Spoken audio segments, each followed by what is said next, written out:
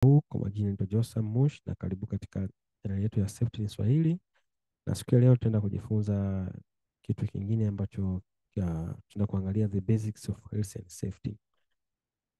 Nini maana ni misingi ya usalama kwa ufupi na kwa lugha nyepesi ambayo kila mtu ataweza kuelewa. Kwa hiyo tutaenda kuangalia what is health and safety in the workplace.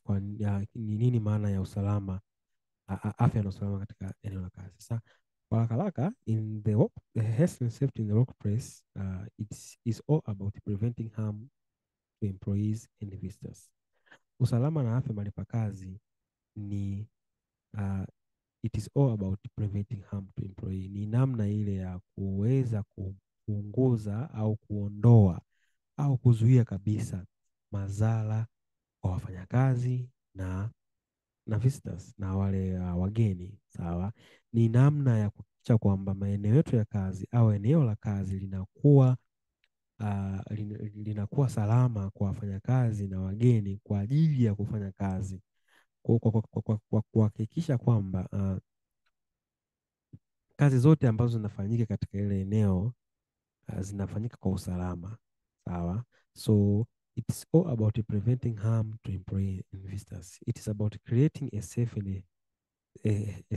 and healthy work environment where everyone can perform their duties without risking of injuries and illness. Kama unavyoelewa, mtu fanya kazi anakuja katika eneo la kazi kufanya kazi, kupata pesa na kurudi nyumbani. Fanya kazi atarajii kwamba aje katika eneo la kazi aumie au apate madhara afu arudi nyumbani na akawe mzigo kwa ajili ya kulea kwa ajili ya kuuguza yale madhara au magonjwa ambayo anapata kutoka kazini. Kwa hiyo usalama na afya mahali pa kazi ni kuhakikisha kuwa eneo la kazi mazingira eneo la kazi ni salama na ni salama kwa ajili ya kufanya kazi, kwamba kwa ajili ya kila mmoja ambaye yupo katika mazingira ya kazi anafanya kazi akiwa salama.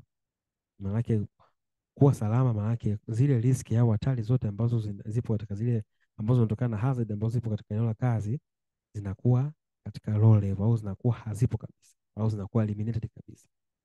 Kwa hiyo it's all about creating safe and healthy work environment where everyone can perform their duties without risk of injury or illness. Sawa, maanake sasa this means taking steps to protect ourselves and our colleagues from accident, injuries and work related diseases. Maanake ni kutake step. Kutake step sio kwamba ni jukumu la mwajiri tu kuhakikisha usalama, hapana. Sio jukumu la mwajiri. Mwajiri yeye kazi yake pia jukumu lake ndiyo kuhakikisha kwamba kazi zote ambazo zinafanyika katika eneo lake la kazi zinakuwa salama, lakini pia wewe mwajiriwa au mfanyakazi pia lazima uchukue hatua au uchukue kila namna kuhakikisha kwamba kazi yako unayofanya haisababishi madhara kwa mtu mwingine. Tuchukulie mfano ni operator, una operate forklift au una operate mashine.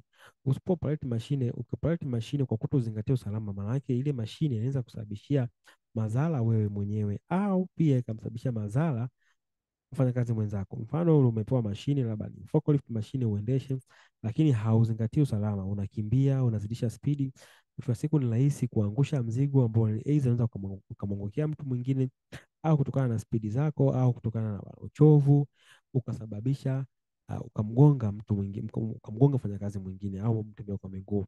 Kwa hiyo usalama kwa ujumla ni kuhakikisha kwamba maeneo ya kazi yanakuwa salama kwa kuhakikisha kwamba vifaa, mashine, matumizi ya kemikali au kitu chochote ambacho kinatumika katika eneo la kazi kinatumika kwa kuzingatia usalama. Sasa kwa nini tunasema usalama ni muhimu katika maeneo ya kazi? Tutaangalia vitu vinne vitano. Ziko sababu nyingi kwa nini ni muhimu kuzingatia usalama kwa wafanyakazi. Kwa nini usalama ni muhimu kwa wafanyakazi? Cha kwanza, usalama ni muhimu kwa sababu unasaidia kuwalinda wafanyakazi. Sawa. Every worker has right to a safe and healthy workplace. Sawa. Kila mfanyakazi ana haki ya kufanya kazi katika mazingira ambayo ni salama. Salama akimaanisha kwamba mazingira ni salama, kazi anayofanya ni salama, pamoja na vifaa ambavyo anatumia ni salama. Sawa. Na itawalindaje? Maanake usalama unawalinda wafanyakazi kutokana inalinda wafanyakazi kwa kuzuia au kuwazuia wenyewe wafanyakazi na magonjwa na majeraha na vifo ambavyo vinatokana na kazi ambazo wanazifanya. Kwa hiyo usalama unasaidia wafanyakazi kutokana na majeraha ambayo yanatokana na kazi, kutokana na magonjwa mbalimbali. Kuna magonjwa mengine hayaonekani ndani ya muda mfupi, mengine yanaonekana baada ya miaka 10, na pia kupunguza vifo. Kumekuwa na namba kubwa ya vifo ambavyo vinatokana katika maeneo ya kazi, ambavyo vingine haviripotiwi vinatokea, lakini vinakuwa kimya kimya. Kwa usalama utamsaidia mfanyakazi kujilinda, sawa, kujilinda na kujilinda kwa kuto kupata madhara ambayo yanatokana na ile kazi. Tutaangalia vizuri mbele. Kingine ni kwa ajili ya compliance au kwa ajili ya kufuata sheria. Usalama, sheria ya OSHA mwaka 2003 inamhitaji mwajiri kuhakikisha kwamba eneo lake la kazi linakuwa salama kwa ajili ya wafanyakazi kufanya kazi, kwa ajili ya kuhakikisha kwamba wafanyakazi wanakuja katika eneo lake wanafanya kazi salama na kurudi nyumbani kwao salama. Kwa hiyo tunazingatia usalama katika maeneo ya kazi ni kwa ajili ya kufuata sheria, sababu sheria inamtaka mwajiri kwa kuzingatia kwamba eneo lake la kazi linakuwa salama, na pia inamtaka pia mfanyakazi kuhakikisha kwamba kazi zake anazozifanya azileti madhara, sawa, azisabishi ajali. Kwa hiyo pia tunataka ukumbuke kwamba wewe mwajiriwa pia una jukumu la kuhakikisha usalama wako na usalama wa watu wengine. Maana yake sasa kufanya kazi zako ambazo unazifanya zisababishe madhara kwa wengine na zisababishe madhara pia kwako. Sawa, eh? Na pia hapo katika legal compliance, usipofuata zile sheria, maana yake kama wewe ni mmiliki wa eneo la kazi, usipofuata sheria kuna madhara ambayo yatatokana na wewe kutofuata sheria, maana yake na wewe kutozingatia usalama katika eneo lako, ambao mojawapo utakumbana na fine. Kumbuka OSHA wakija kukagua eneo lako la kazi wakakuta kuna mapungufu mengi ambayo yapo kinyume na sheria ya OSHA mwaka 2003, maana yake lazima utakumbana na fine. Unaweza ukapigwa faini na pia ukachukuliwa hatua za kisheria, ambao unaweza ukafungwa au ukapelekwa mahakamani, na mwisho wa siku inaharibu picha ya kampuni. Sawa. Pointi ya tatu, kwa nini tunazingatia usalama? Pointi ya tatu ni tunazingatia usalama kwa ajili ya kuongeza uzalishaji. Sawa. Kumbuka katika eneo la kazi, kazini tunahitaji watu. Ndiyo kuna mashine, lakini tunahitaji watu kuoperate hizo mashine. Kwa hiyo sasa, kama watu hawa ambao wanahitaji hawatakuwa salama, kama watu hawa ambao wanahitaji kwa ajili ya wewe mmiliki wa kiwanda kuhakikisha kwamba uzalishaji wako unaongezeka, kama watu wako hawatakuwa salama, basi tambua kuwa hata uzalishaji wako utapungua. Kitu cha kuzingatia kwamba lazima utambue kwamba safety na productivity vinaenda pamoja, vitakuwa viende pamoja. Sawa. Huwezi kutarajia kuwa uwe na productivity kubwa kama wafanyakazi wako hawana morali ya kufanya kazi, au wafanyakazi wako wana uoga, au wafanyakazi wako wengi wako nyumbani kutokana na magonjwa ambayo wanapata kutokana na kazi. Sawa. Kwa mazingira ya kazi ambayo yako salama, lazima hata uzalishaji wake unakuwa mkubwa, sababu wafanyakazi wanakuwa wanahisi wako salama.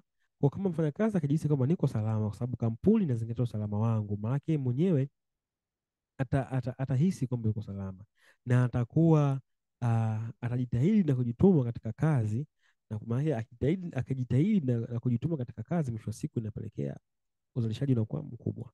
Kwa a safe and healthy workplace is more productive workplace. When workers feel safe, they are more likely to be engaged, focused and efficient.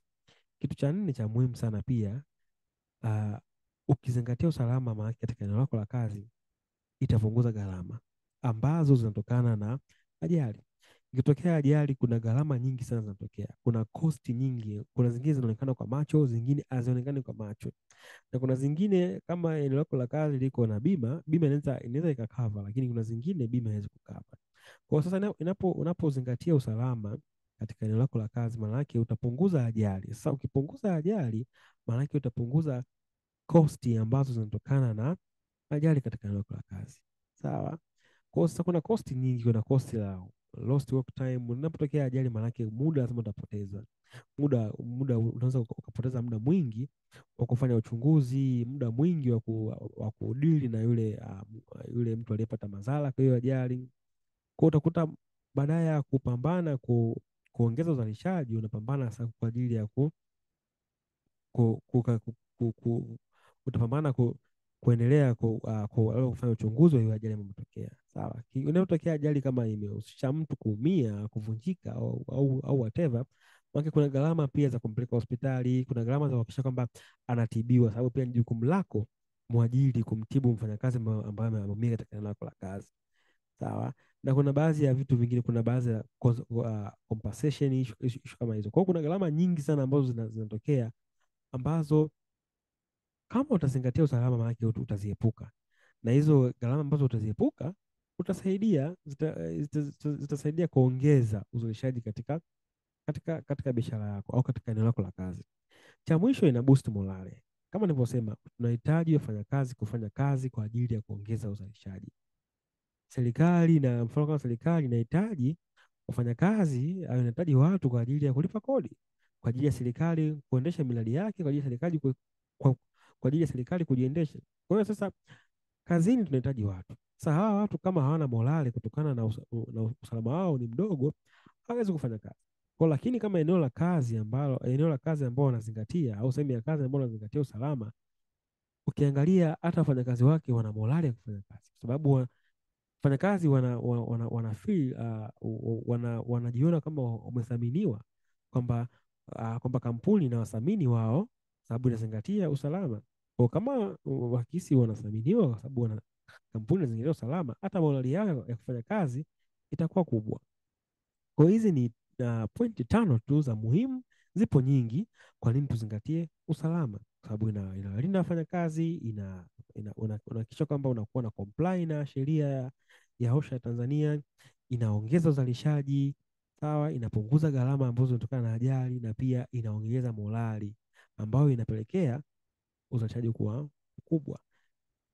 Sawa, sasa tuangalie kitu kinachoitwa hazard na riski. Vihatarishi. Hazard ni vihatarishi na riski ni hatari kwa Kiswahili kama sijakosea. Sawa, sasa a hazard in the workplace is anything that has potential to cause harm. Kihatarishi katika eneo la kazi au hazard katika eneo la kazi ni kitu chochote ambacho kina uwezo wa kusababisha madhara. Sawa, kitu chochote. Tuchukulie mfano uko nyumbani. Sawa, sababu hazard iko hata nyumbani. Hazard hazipo tu maeneo ya kazi, au vihatarishi havipo tu katika maeneo ya kazi, viko barabarani, viko everywhere. Sawa, tuchukulie mfano uko nyumbani na umeona mtoto ameshika labda tuseme shilingi 500 au shilingi 200. Sawa, kwa hiyo tayari utaona kwamba mtoto ameshika shilingi 500, maana yake anaweza akaimeza. Akiimeza maana yake itamletea shida katika nini? Kupumua. Kwa tayari ile shilingi ni hazard, ni kihatarishi. Ndio tunajua ile shilingi ni hela, lakini ni kihatarishi na ni risk, sababu mtoto anaweza akafanyaje? Akaimeza. Kwa hiyo hata katika maeneo ya kazi, kitu chochote ambacho unaweza ukahisi kwamba hichi kinaweza kusababisha ajali au kinaweza kusababisha madhara, hiyo ni hazard. Matumizi ya kompyuta pia ni hazard. Kukaa vibaya kwenye eneo la kazi ni hazard. Sawa, hata mtu katika eneo la kazi, rafiki yako katika ofisini kwako anaweza kuwa hazard. Kwa kitu chochote ambacho kinaweza kuleta madhara, hicho ni kihatarishi. Sawa, sasa hii ni mfano. Sawa, slippery floor, maji ambayo yamwagika katika sakafu, hiyo ni hatari, hicho ni kihatarishi. Sawa, ile sakafu ambayo ina maji, unajua asubuhi ile wafanyakazi huwa wanafanya usafi, huwa wanasafisha sakafu, wana deki, au nyumbani utabada kazi asubuhi na deki. Kwa hiyo kama sakafu itabaki kuwa na maji, maanake tayari inatengeneza inatengeneza kihatarishi, maanake inatengeneza flow, inafanya flow inakuwa inateleza. Kwa tayari hiyo ni hazard. Kwa a wet or oil flow is a hazard that could cause spill, slip and fall. Sawa, faulty machinery, matumizi ya vifaa ambavyo ni vibovu, hiyo ni hazards. Ndio maana tunaona hata barabarani kulikuwa kuna trafiki, akiona gari lako labda tairi ni zimeisha, maana tayari hiyo ni hazard. Tairi hizo ni hazards. Kwa hiyo mashine, matumizi ya mashine ambazo ni mbovu au fault machine, mashine zote ambazo zina shida na changamoto, hiyo ni hazard, sababu inaweza kusababisha mashine ikafeli na kupelekea ajali. Sawa. Kingine ni hazardous chemical. Kuna kemikali nyingi nyingi nyingi ambazo zingine zina madhara, zingine zina madhara, lakini hapa tunaongelea zile kemikali ambazo zina madhara. Mfano kama katika eneo lako la kazi unatumia sana asidi, either sulfuric acid, either hydraulic acid, au kemikali zingine zote, either ammonium, au mnatumia aina yote ya kemikali kwa zote hizo ni hazards, ni sababu zinaweza zikasababisha madhara, kama zinaweza zikachoma, zikasababisha ukachomwa ngozi, au zikapelekea matatizo ya upumuaji na magonjwa mengine ya kiafya. Ingine ni unyanyuzi wa vitu vizito. Tunaelewa katika maeneo ya kazi kuna mizigo tunanyanyua.